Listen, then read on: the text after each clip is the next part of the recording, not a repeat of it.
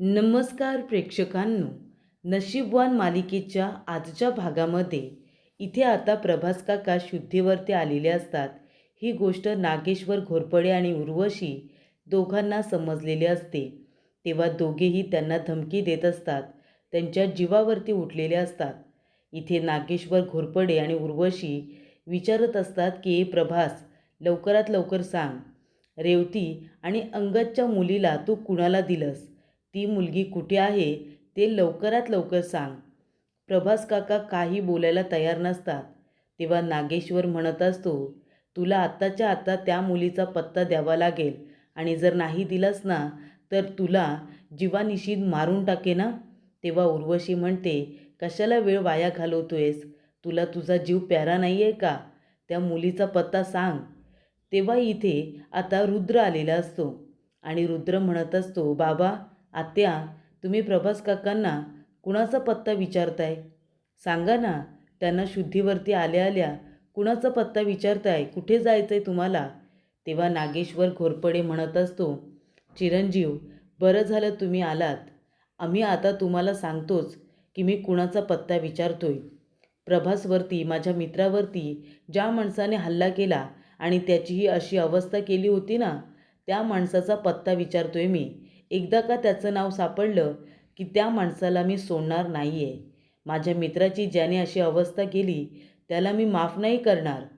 तेव्हा इथे प्रभास काका घाबरलेले असतात. ते मनामध्ये म्हणत असतात, नागेश्वर घोरपडे, रुद्र आला म्हणून, नाहीतर तू मला आता मारून टाकलं असतंस. तेव्हा इथे रुद्र म्हणतो, काय? आपल्या प्रभास काकांवरती ज्याने हल्ला केला त्याचा पत्ता विचारताय? काका, आत्ताच्या आत्ता सांगा, कोण होता तो माणूस ज्याने तुमच्यावरती हल्ला केला? आपण आत्ताच त्याच्याकडे जाऊया आणि त्याला त्याच्या गुन्ह्याची शिक्षा देऊया. तुम्ही फक्त सांगा तो माणूस कोण आहे. तेव्हा इथे आता प्रभासला रुद्रसुद्धा विचारत असतो, नागेश्वरसुद्धा विचारत असतो. तेव्हा गिरिजा म्हणत असते, रुद्र, मी काय म्हणते, अहो आत्ता कुठे, इथे प्रभास काका शुद्धीवरती आलेत, आपण त्यांना थोडा वेळ देऊया ना. तेव्हा इथे गिरिजा आपल्या मनामध्ये म्हणत असते की आता प्रभास काका काहीच बोलत नाही आहे, म्हणजे त्यांच्यावरती हल्ला करणारा व्यक्ती दुसरा तिसरा कुणी नसून नागेश्वर घोरपडे आहेत. मग आता त्यांच्यासमोरच इथे बिचारे प्रभास काका नागेश्वर घोरपडेचं नाव कसं काय सांगतील रुद्र तुम्हाला, असं ती आपल्या मनामध्ये म्हणत असते. तेव्हा ती म्हणते की रुद्र, तुम्ही एक काम करा, आता प्रभास काकांना शांतपणे आराम करू द्या. तुम्ही नंतर निवांत त्यांच्याजवळ बोला, आधी त्यांना खाऊन घेऊ दे बरं. तेव्हा इथे रुद्र आपल्या हाताने प्रभास काकांना भरवत असतो. तो म्हणत असतो, काका, आता तुम्ही खाऊन घ्या आणि लवकर लवकर बरे व्हा. तेव्हा प्रभास म्हणतो, रुद्र, गिरिजा, मला तुमच्याशी काहीतरी महत्त्वाचं बोलायचं आहे. तेव्हा इथे रुद्र म्हणतो, काका, तुम्हाला जे काय बोलायचं आहे तुम्ही बोला, पण आधी तुम्ही शांतपणे खाऊन घ्या बरं. आम्हाला तुमच्याजवळ खूप गप्पा मारायचे आहेत. काका, तुम्हाला माहिती आहे का, अहो तुम्ही आजारी असताना किती आणि काय काय घडलं या घरामध्ये. अहो महत्त्वाची गोष्ट म्हणजे आमचं दोघांचं लग्न झालं, तुम्हाला माहिती आहे काका. तेव्हा इथे प्रभास काका आता गप्पच बसतात. तेव्हा रुद्र म्हणतो, काय झालं, तुम्हाला आनंद नाही झाला? प्रभास काका म्हणतात, झाला ना, खूप आनंद झाला. तेव्हा इथे रुद्र म्हणतो, मग तुम्ही काहीच का बोलत नाही? तेव्हा काका म्हणतात की खूप छान जोडी आहे तुमच्या दोघांची, खूपच सुंदर. तेव्हा इथे प्रभास काका म्हणत असतात, रुद्र प्लीज प्लीज माझं आता एकदा ऐकून घे. तेव्हा रुद्र म्हणत असतो, काका, मी तुमचं ऐकून घेणार आहे, पण आता मला महत्त्वाचं काम आहे, आपण नंतर बोलू. तेवढ्यातच सावीचा फोन येतो आणि रुद्र म्हणतो, हां सावी बोल ना. आणि तो आता फोनवरती बोलत बाहेर निघून जातो. रुद्र म्हणत असतो, हे बघा काका, आता खाऊन झाल्यानंतर तुम्हाला दुपारी ही गोळी घ्यायची आहे आणि रोज घ्यायची. आता मी तुम्हाला ते देतो. असं म्हणून आता लगेचच रुद्र तिथून गेलेला असतो. तेव्हा इथे प्रभास काका गिरिजाजवळ बोलायला जातात, पण गिरिजासुद्धा बोलायला तयार नसते, कारण सावीचा फोन आल्यानंतर ती खूपच जास्त जेलस होते आणि इथे रुद्रच्या मागे मागे धावत पळत येते. तीसुद्धा म्हणते, काका आपण नंतर बोलू, हां मी आलेच. तेव्हा इथे गिरिजा धावत पळत येत असताना तिचा इथे पाय मुरगळतो आणि ती पडणार. तेवढ्यातच ती इथे आता रुद्रचा हात पकडते. त्यानंतर रुद्र म्हणत असतो, गिरिजा काय झालं, अहो घाईघाईने कुठे जात आहे तुम्ही? तेव्हा गिरिजा म्हणत असते, रुद्र, अहो कुठे जात नाही आहे मी, आणि तिच्या हातातून आता इथे प्लेट खाली पडलेली असते. ती उचलायला जाणार तेवढ्यातच रुद्र आणि तिच्या डोक्याला एकमेकांचं डोकं लागतं. तेव्हा ती म्हणत असते, रुद्र 1 मिनिट थांबा. आणि ती पुन्हा त्याला टक्कर मारते. तो म्हणतो, गिरिजा काय आहे? मी मुद्दाम केलं नव्हतं. तुम्ही मुद्दाम केलंत. तेव्हा गिरिजा म्हणते, मी पण मुद्दाम केलं नाही आहे. एकदा आपलं डोकं एकमेकांना धडकलं की नाही म्हणून मी टक्कर मारली, जेणेकरून आपल्याला शिंग येऊ नये. तेव्हा इथे रुद्र म्हणतो, काय शिंग येऊ नये म्हणून पुन्हा धडकलात? मग अजून धडका, 2 शिंग येतात ना म्हणून. तेव्हा इथे धडकत असताना तिचं मंगळसूत्र त्याच्या शर्टच्या बटनमध्ये अडकतं. तेव्हा इथे गिरिजा म्हणते, रुद्र 1 मिनिट हा. आणि ती काढायला जात असते, पण ते काही निघायला तयार नसतं. गिरिजा म्हणते, रुद्र अहो तुम्ही मदत करा ना. पण रुद्र गिरिजाकडे बघण्यामध्ये इतका बिझी असतो की तो काही लक्ष देत नाही. पण तेवढ्यातच तिथे सावी येते आणि इथे तिचं मंगळसूत्र बाजूला करते.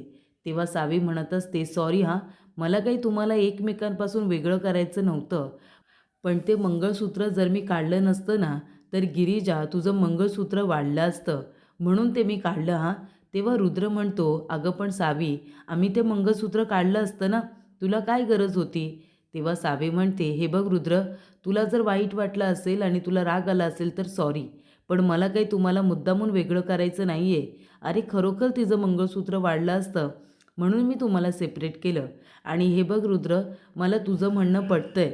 जे आपलं नाही आहे ते जबरदस्तीने मिळवण्याचा प्रयत्न करू नये, असं तू मला म्हणाला होतास ना. आणि तुझं म्हणणं मला पटलं आहे. तू माझा नाही आहेस आणि त्याचबरोबर तुझं आणि आता गिरिजाचं लग्न झालं आहे, त्यामुळे मी तुला जबरदस्तीने मिळवण्याचा प्रयत्न नाही करणार. पण आपण चांगले फ्रेंड्स तर होऊ शकतो ना. तेव्हा ती आपला हात पुढे करते त्याला शेकहँड करण्यासाठी. तेव्हा रुद्र म्हणतो, नक्कीच सावी, अगं आपण चांगले मित्र तर आहोतच ना आणि नेहमी राहू. काहीमध्ये तुझ्याकडून चुका झाल्या तेवढ्याच, पण तू मनाने वाईट नाही आहेस ही गोष्ट मला आधीपासूनच माहिती होती. तेव्हा रुद्र आणि सावी पुन्हा एकमेकांचे फ्रेंड्स होतात. ही गोष्ट अजिबात गिरिजाला आवडत नाही. ते दोघेजणं कामानिमित्त तिथून निघून जातात. तेव्हा गिरिजा आपल्या मनामध्ये म्हणत असते, रुद्र तुम्हाला माहिती नाही आहे, ही सावी काही भोळी नाही आहे. तुम्ही खूप जास्त भोळे आहात. तिने पुन्हा एकदा तिच्याजवळ बोलायला लावलंच तुम्हाला. तेव्हा इथे काही झालं तरी पण सावीला मी तिच्या प्लॅनमध्ये सक्सेस होऊ देणार नाही, असं गिरिजाने ठरवलेलं असतं. तर इथे नागेश्वर घोरपडेने इथे देवकीला एका रूममध्ये बांधून ठेवलेलं असतं आणि तो जबरदस्तीने तिला पेढा भरवत असतो. ती काही खायला तयार नसते. तेव्हा तो तिच्या तोंडात कोंबतो. तेव्हा लगेचच ती थुंकून ते सगळं काही बाजूला करते. नागेश्वर म्हणतो, जरीसुद्धा गोड तू खाल्लं नाहीस ना, तरीसुद्धा तोंडात तुझ्या ते गोड गेलं आणि त्यामुळे तुझं तोंड गोड झालं. मला तुला आनंदाची बातमी सांगायची आहे. ज्याच्याकडे तू तुझ्या मुलीला दिलं होतंस ना, त्या प्रभासकडे तो प्रभास शुद्धीवरती आलाय. आणि आता प्रभास शुद्धीवरती आलाय म्हटल्यानंतर त्याने तुझी मुलगी कुणाकडे दिली आहे हे मला लवकरात लवकर कळणार आहे. आणि एकदा का तुझी मुलगी कुठे आहे ते मला समजलं की मी तिला काही जिवंत ठेवणार नाही आहे, तिला मी मारून टाकणार, कळलं ना. तेव्हा इथे आता लगेच रेवती घाबरते. ती आपल्या मनामध्ये म्हणते, अरे देवा, म्हणजे या नागेश्वर घोरपडेला कळलं की काय की माझी मुलगी कोण आहे ते. काहीही झालं तरीसुद्धा याला ते कळता कामा नये. प्रभास आता शुद्धीवरती आलाय म्हणजे त्याच्या जीवाला सुद्धा धोका निर्माण झालेला आहे. काहीही झालं देवा तरीसुद्धा नागेश्वर घोरपडेला कळता कामा नये की माझी मुलगी कोण आहे ते. तेव्हा इथे रेवतीला आठवतं गिरिजाने सांगितलेलं असतं की तुमची मुलगी कुठे आहे हे प्रभास काकांना माहिती आहे आणि ते शुद्धीवरती आल्या आल्या आपण त्यांना विचारू की त्यांनी तुमची मुलगी कुणाकडे सोपवली आहे ते. ते एकदा का समजलं की तुमची मुलगी तुम्हाला नक्की मिळेल. तेव्हा नागेश्वर म्हणत असतो, रेवती अगं कसं आहे ना, आत्तापर्यंत मी ज्या क्षणाची वाट बघत होतो ते फायनली घडले. तू सुद्धा मला सापडली आहेस आणि तुझी मुलगीसुद्धा लवकरच सापडणार आहे. मग एकदा का त्या दोघीजणी तुम्ही एकत्र आलात की दोघींनासुद्धा एकत्र संपवणार, असं नागेश्वरने ठरवलेलं असतं. आणि तो आता इथे रेवतीला धमकी देत असतो, घाबरवत असतो की तुझी मुलगी सापडली रे सापडली की तिला मारून टाकणार म्हणून, कारण कुणाला काहीही कळता कामा नये म्हणून. तेव्हा इथे आता गिरिजा खूप मोठ्या विचारांमध्ये असते सावी आणि रुद्रच्या. तेवढ्यातच प्रेक्षकांनो तिथे तिची मैत्रीण विशाखा आलेली असते. ती म्हणत असते की मला एक गोष्ट कळत नाही आहे, प्रभास काकांच्या जीवावरती नागेश्वर घोरपडे का उठलेत? प्रभास काका बिचारे आता कुठे शुद्धीवरती आलेत ना, पण त्यांनी त्या मुलीला नक्की कुणाकडे दिलं असेल? त्यांच्या लक्षात तरी असेल का? कारण इतके दिवस ते काही व्यवस्थित शुद्धीवरती नव्हते, बरोबर ना? मला तर असं वाटतं ना की प्रभास काकांना खरोखर काही आठवतंय की नाही. नागेश्वर घोरपडे विनाकारण त्यांना पत्ता विचारत होते, त्यांच्या जीवावरती उठलेले आहेत. मला तर वाटतं प्रभास काकांना काही आठवत नसावं, बरोबर ना? तेव्हा इथे गिरिजा म्हणत असते, ती सावीना हे सगळं मुद्दामूनच करते विशाखा. ती रुद्रांच्या जवळ जाण्याचा प्रयत्न करते गं.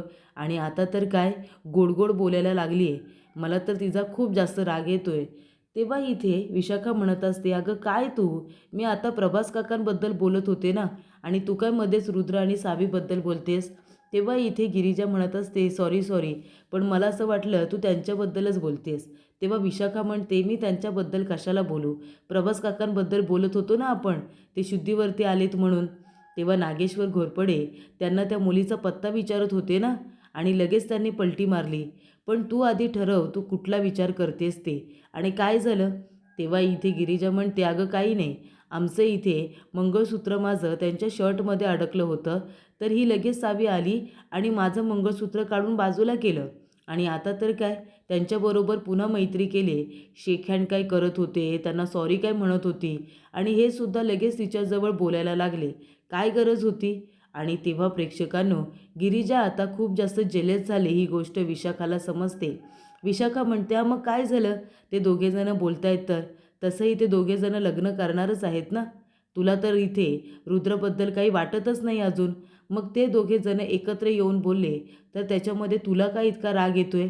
तेव्हा इथे गिरिजा म्हणत असते, विशाखा तुला काही कळतच नाही आहे मी काय बोलते ते. तेव्हा ती म्हणते, मला सगळं काही कळतंय. तूच फक्त तुझ्या मनाला शांतपणे विचार की तुला नेमकं काय हवं आहे ते. तू तर रुद्रबद्दल काहीच विचार करत नाही ना. आणि जर विचार करतेस तर स्वतःच्या मनाला विचार ना, की तुझं रुद्रवरती प्रेम आहे का, हे विचारायला नको? तेव्हा इथे गिरिजा आता विचारात पडलेली असते. सगळेजण जेवायला बसलेले असतात. तेव्हा प्रेक्षकांनो, नागेश्वर घोरपडे बाकीचे सगळे जेवत असतात. तेव्हा रुद्र म्हणत असतो, अरे वा, खूप छान भाजी झाली आहे हो ना? तेव्हा नागेश्वर घोरपडे भाजीचा घास खातो आणि त्याला खूप मोठा ठसका जातो. तेव्हा सगळेजण म्हणतात, काय झालं काय झालं? इथे रुद्र म्हणतो, आबासाहेब काय झालं?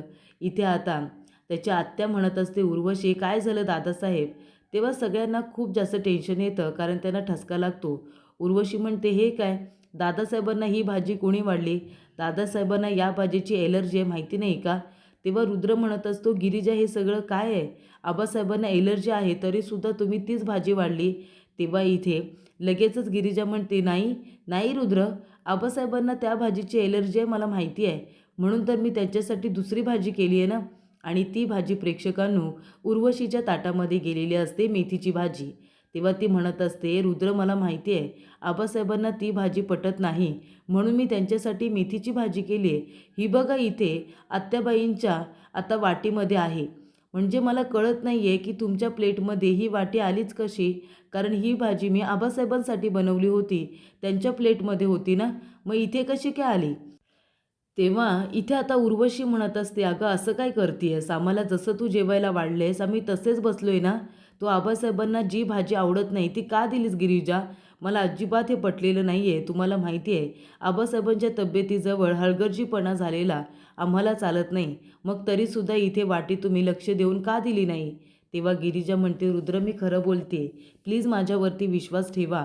मी खरंच सांगते, आबासाहेबांच्या प्लेटमध्ये हीच भाजी होती आणि आत्याबाईंच्या प्लेटमध्ये ही भाजी होती, असं ती म्हणत असते. तेव्हा रुद्र म्हणतो, गिरिजा मला तुमचं हे वागणं अजिबात आवडलेलं नाही आहे. तुम्ही इथे हलगर्जीपणा कराल असं मला अजिबात वाटलं नव्हतं. तुम्ही प्लीज आता काहीही बोलू नका, मला तुमच्याजवळ काहीही बोलायचं नाही आहे. तेव्हा रुद्र गिरिजाचं काहीच ऐकून घेत नाही. हे सगळं नागेश्वरने मुद्दामून केलेलं असतं. तर प्रेक्षकांनो, पुढील भागामध्ये आपण बघूया. इथे आता गिरिजासाठी प्रसाद आणलेला असतो आणि इथे तिची सासू वासंती म्हणत असते, गिरिजा हे घे प्रसाद घे. तेव्हा तिचे हात आता खराब असतात, कारण का ती स्वयंपाक करत असते, तिचे हात भरलेले असतात. तेव्हा ती म्हणते, आई अहो मी कसा काय प्रसाद घेऊ? तेव्हा इथे रुद्र म्हणतो, एक मिनिट, आणि तो स्वतः प्रसाद घेतो आणि आपल्या हाताने गिरिजाला भरवतो. तेव्हा इथे गिरिजा देवीआईकडे आलेली असते आणि ती म्हणते की लवकरात लवकर मला कळू दे की ती मुलगी कोण आहे आणि त्या मुलीचा पत्ता लागू दे, कारण का ती या घराची खरी वारसदार आहे.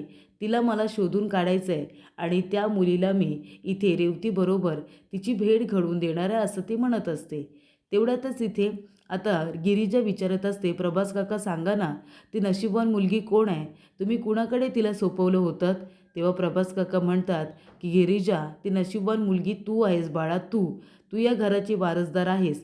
आणि तेव्हा तिथे नागेश्वर घोरपडे येतो मोठी तलवार घेऊन आणि इथे त्या तलवारीने लगेचच गिरिजाचा गळा कापायला जातो. तेव्हा प्रभास काका खूपच जास्त घाबरतात.